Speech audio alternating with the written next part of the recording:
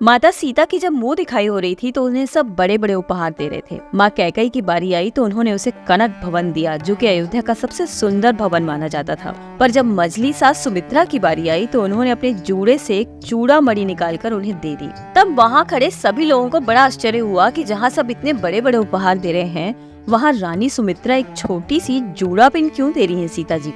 और तब कुलगुरु महर्षि वशिष्ठ ने सभी लोगों को चूड़ामणि की महिमा बताते हुए उसका इतिहास बताया। महर्षि वशिष्ठ ने बताया कि समुद्र मंथन के बाद जब लक्ष्मी जी प्रकट हुई तो उनके बिल्कुल पहले लक्ष्मी जी की तरह ही रूप रंग वाली एक अपूर्व सुंदरी प्रकट हुई थी, जिनका नाम है रत्नाकर नंदिनी।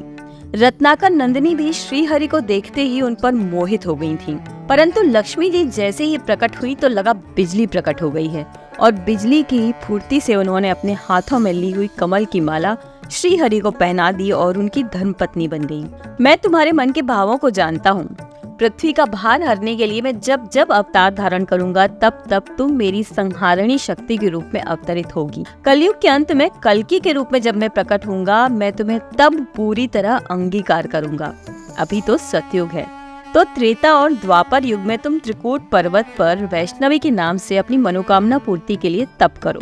कहते हैं तब रत्नाकर नंदिनी ने अपने जूड़े से रत्न जड़ित चूड़ामणि निकाला जिसे विश्वकर्मा जी ने बनाया था, और उसे नारायण जी को भेंट दिया और तप करने के लिए चल पड़ी। तभी श्रीहरि ने देखा कि पास खड़े देवराज इंद्र की नजरें चूड़ामणि पे बुरी तरह गड़ी हुई हैं। वो किसी भी तरह बस उसे हासिल करना चाहते हैं। और तब नारायण भगवान ने सोचा कि चलो मैं ही इन्हें ये दे देता हूँ, और उन्होंने फौरन उसे वो भेंट दी थी। तब इंद्र बड़े खुश हो गए और इंद्राणी के पास गए और चूड़ामणि को इंद्राणी के केशों में सजाकर अति प्रसन्न हो गए।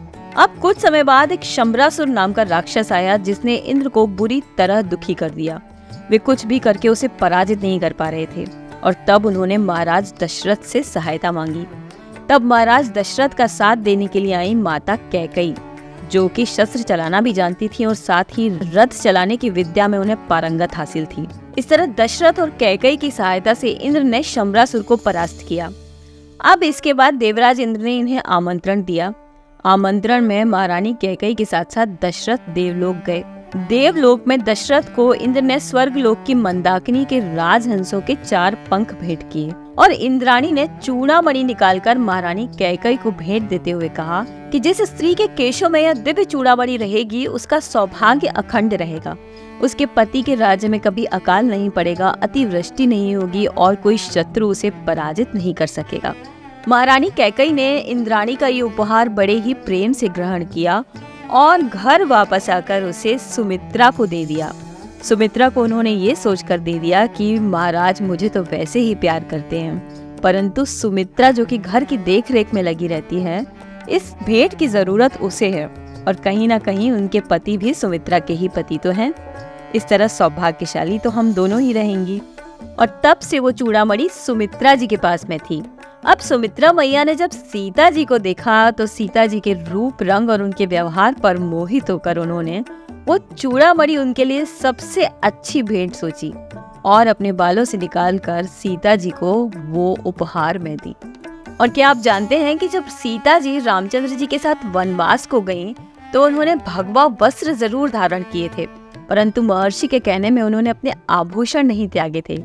तो वो चूड़ामणि सीता जी के साथ वनवास में भी गई। इसके बाद वो उनके साथ कहाँ गई? लंका।